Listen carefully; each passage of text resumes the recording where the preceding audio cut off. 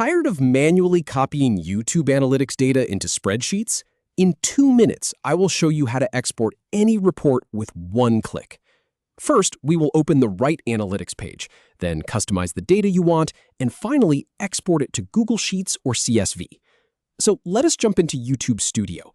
This is the main dashboard where all your channel data lives. You will see the menu on the left-hand side. Go ahead and click on Analytics. This opens the standard overview, which has some useful charts, but we need more control than that. Now, look up in the top right corner. You will see a button that says Advanced Mode, or maybe it says See More. Click on that. This is where the magic happens, because it unlocks the full report builder.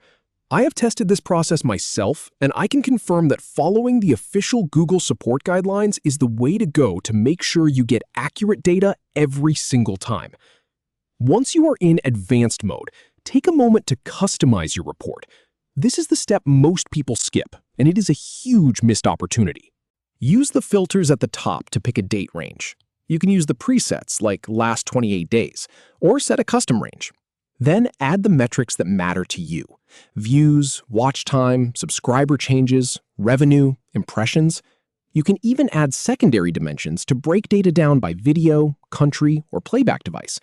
This is where you take the raw numbers and turn them into a story about your channel.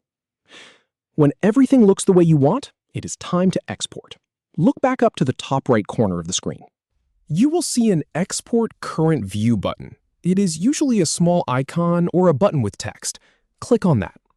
A small menu will pop up asking you to choose your file format. You have two solid options. Google Sheets will open the report directly in your Google Drive, which is fantastic if you want to keep it in the cloud and share it with your team. Or you can choose comma-separated values, the CSV file, which downloads straight to your computer. CSV works great if you want to open it in Excel or any other spreadsheet tool.